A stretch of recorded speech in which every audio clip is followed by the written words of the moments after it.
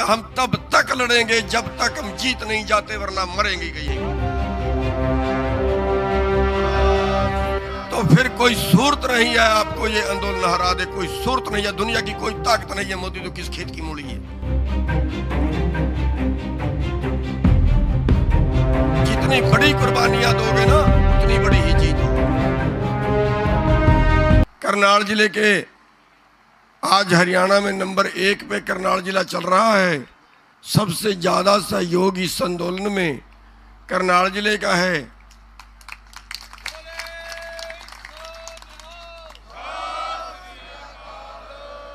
चाहे वो आदमियों की गिनती में हो, चाहे वो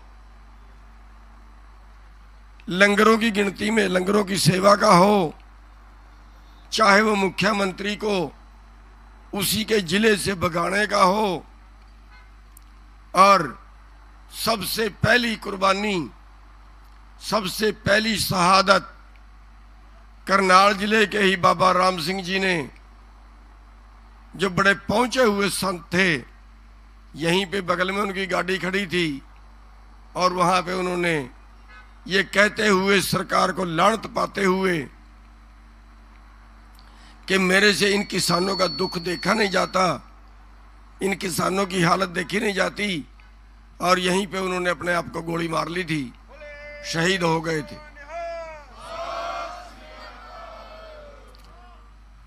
साथियों, जिस आंदोलन के अंदर छोटे से छोटा मजदूर, छोटे से छोटा आदमी भी आंदोलन के अंदर जुड़ा हो, हर जाति का, हर धर्म का, हर वर्ग का आदमी जुड़ा हो और महापुरुषों तक भी जुड़े हों, इतनी कुर्बानियां देने के लिए भी सभी तैयार हों, तो साथियों वो आंदोलन कभी कौम नहीं हार सकती। वो आंदोलन कभी नहीं हार सकते, वो लड़ाई कभी नहीं हार सकते जिसमें सारे कुर्बानी देने के लिए तैयार हो। यहाँ 450-500 कुर्बानियां लोग दे चुके हैं अब से पहले। साथियों, पंजाब के अंदर तो कांग्रेस की सरकार है, शायद मुकदमे भी नहीं बनाती, शायद लठ भी नहीं मारती, लेकिन मैं सलाम करना चाहूंगा अपने हरियाणा के भाइयों को जो जगह जगह पिटते हैं, हर शहर में पिट रहे हैं, लेकिन हमने हाथ नहीं उठाया। हमने कहा है कि हम हाथ नहीं उठाएंगे, पुलिस जो करे सो करे। हमारे सिर पाड़ दिए जाते हैं, हमारी हड्डियां तोड़ दी जाती हैं, हमारी महिलाओं को पीटा जाता है, लेकिन हमने हाथ नहीं उठाया, उठाएंगे भी नहीं। इसलिए नहीं उठाएंगे कि हमें ये लोग उपद्रवी कह देंगे। हम हरियाणा सरकार की कसाई सरकार से मुकाबला कर रहे हैं, लेकिन मैं बाकी प्रदेशों को भी कहना चाहूंगा।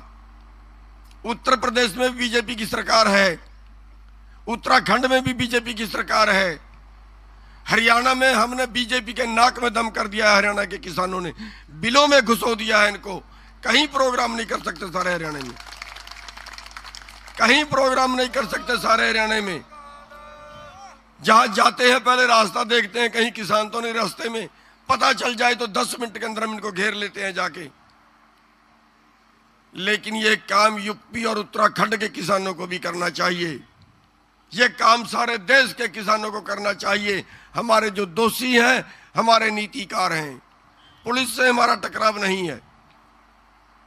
हम आगे भी हाथ नहीं उठाएंगे, इसलिए नहीं उठाएंगे कि हमें ये लोग उपद्रवी कह देंगे। जैसे 2016 में आंदोलन फेल किया था, ऐसे आंदोलन को फेल कर देंगे। साथियों, हमारे लोगों में क्रोध आता है, बहुत कहते हैं लठ लेके आ जाओ, बहुत कहते हैं इनको देखेंगे आएंगे तो वापस नहीं जाने देंगे, लेकिन नहीं, हम इन पे कोई हाथ नहीं उठाएंगे।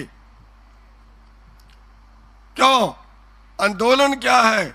अपने आप को इतनी तकलीफ में डाल दो, अपने आप इनके इतने अत्याचार, इतने जुल्म सहो, कि देखने वालों की आत्मा हिल जाए, देखने वालों की आत्मा जाग जाए और सारे आंदोलन में जो देखे वो आंदोलन में कूद पड़े।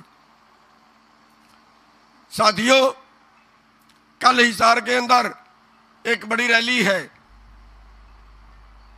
हम नहीं कहते हमारे से केस वापस लो, बिल्कुल मत लो। हम पहले दिन कह के चले थे, जिस दिन आंदोलन शुरू किया था पहले दिन कह के चले थे कि आंदोलन में केस बनेंगे, मुकदमे बनेंगे। हम आंदोलन के केसों को वापस करवाने की बात नहीं करेंगे। सैकड़ों केस हरियाणा के अंदर दर्ज हो चुके हैं और 307 के मुकदमे हैं सारे।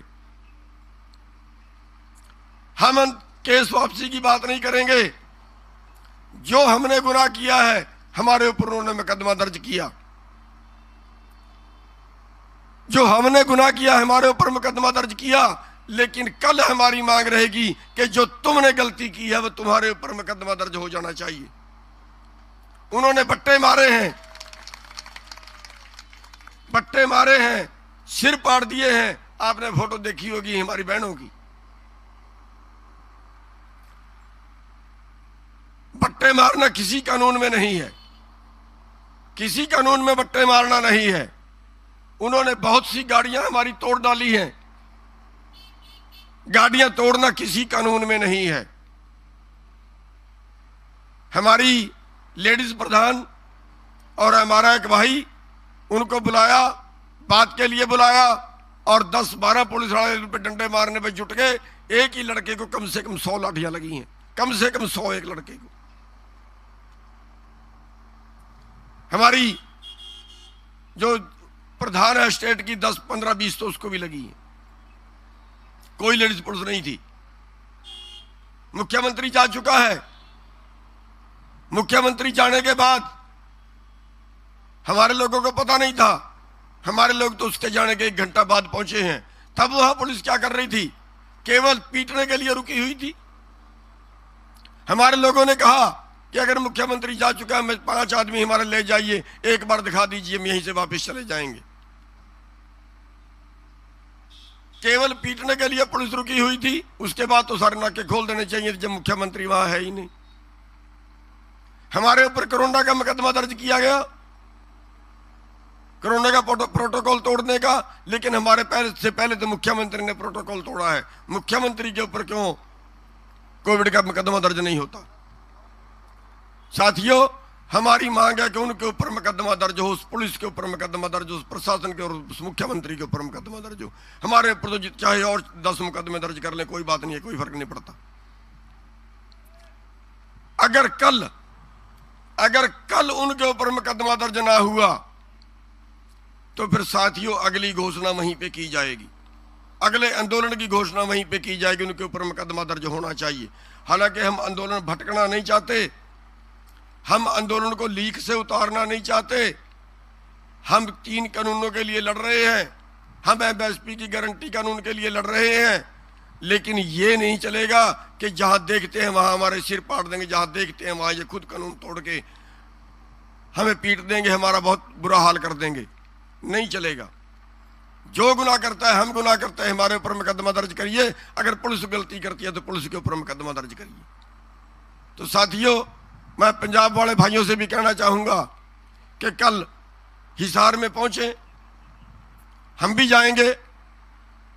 बहुत वहां पे भारी रैली होने वाली है, भारी प्रदर्शन होने वाला है। और अगर सरकार नहीं मानती है तो उसका अगला आदेश कल वहीं से करेंगे। और मैं चाहूंगा, मैंने मोर्चे में बात की थी कि जो अगला आदेश हो वो सारे देश के लिए होना चाहिए। वो सारे देश में इसका एक आंदोलन खड़ा होना चाहिए, सारे देश में एक उसकी आवाज जानी चाहिए कि ये अत्याचार, ये तो अंग्रेजों ने भी नहीं किए थे जो अत्याचार हमारे हरियाणा की सरकार कर रही है। तो साथियों, मैं एक बार पुनः जो हमारे करनाल के भाई हैं उन सब का धन्यवाद करना चाहूंगा जो इतनी संख्या में आए।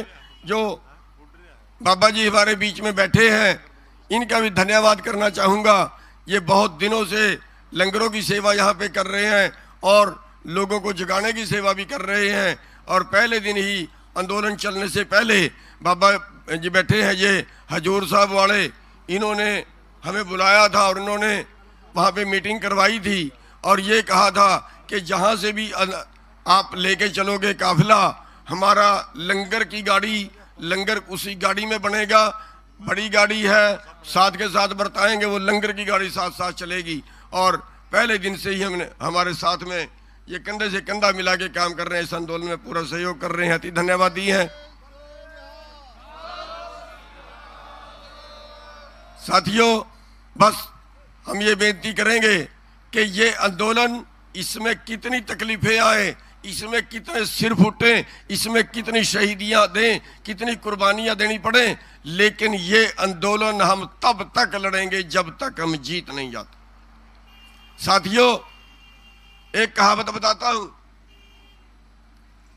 एक महात्मा था, बस 2 मिनट की है, बैठ जाइए, 2 मिनट की है।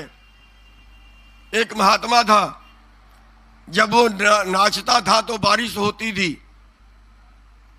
गांव में जब अकाल पड़ता था, उस महात्मा के पास जाते थे और उस महात्मा को बोलते थे कि महात्मा जी बारिश करवाइए, आप नाचिए, आपके नाचने से बारिश हो जाती है। महात्मा नाचता था, बारिश हो जाती थी। दिल्ली से 4 लड़के पढ़ के आए, उन्होंने कहा यह पखंड है, नाचने से बारिश नहीं होती, और अगर नाचने से बारिश होती है तो जब जरूरत होगी फिर हम बारिश करवाएंगे, हम नाचेंगे। अकाल पड़ गया, लोग इकट्ठे हुए, उन लड़कों ने कहा हम नाचेंगे, आज बाबे की कोई जरूरत नहीं है। लड़कों ने नाचना शुरू किया, कोई 2 घंटे नाचा, कोई 3 घंटे नाचा, कोई 4 घंटे नाचा, और थक के बैठ गए, बारिश नहीं हुई। जब बारिश नहीं हुई तो उन्होंने महात्मा से बेनती की कि महात्मा जी, अब अगर हमारे नाचने से बारिश नहीं हुई तो तेरे नाचने से भी बारिश नहीं होगी, अब तू नाच के दिखा, बारिश करवा के दिखा। महात्मा ने नाचना शुरू किया, नाचता रहा। रात के 8 बज गए, 9 बज गए, 10 बज गए, नहीं हटा महात्मा। और 10 बजे देर रात के बादल उठा, खूब बारिश जम के हुई। उन लड़कों ने सवाल किया उस महात्मा से कि महात्मा जी बताइए, हमारे नाचने से बारिश क्यों नहीं हुई, आपके नाचने से बारिश क्यों हुई? महात्मा ने कहा मैं 2 तरह से सोचता हूं, मैं 2 तरह से सोचता हूं।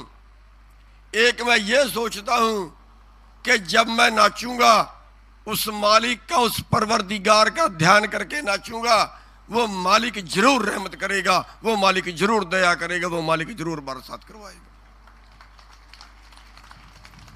और दूसरा, मैं इस नजर से सोचता हूं कि मैं तब तक नाचूंगा जब तक बारिश नहीं होगी या यहीं पे मरूंगा।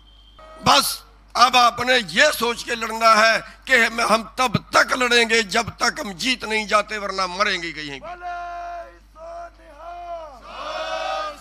तो फिर कोई सूरत नहीं है आपको ये आंदोलन हरा दे, कोई सूरत नहीं है। दुनिया की कोई ताकत नहीं है। मोदी तो किस खेत की मूली है, दुनिया की कोई ताकत नहीं है अगर आप इस इरादे से बैठते हो। गुरु गोबिंद सिंह जी ने लड़ाइयां लड़ी हैं, कभी पहले हमला नहीं किया और कोई लड़ाई नहीं हारे। क्यों जानते हो क्यों? निश्चय कर अपनी जीत करो। पूरा तबाह परिवार खप गया, लेकिन हार तो नहीं मानी ना, हार तो नहीं मानी ना, और फिर जीते ना, फिर जीते। आज ये कौम बैठी है उनकी पैदा की हुई। साथियों,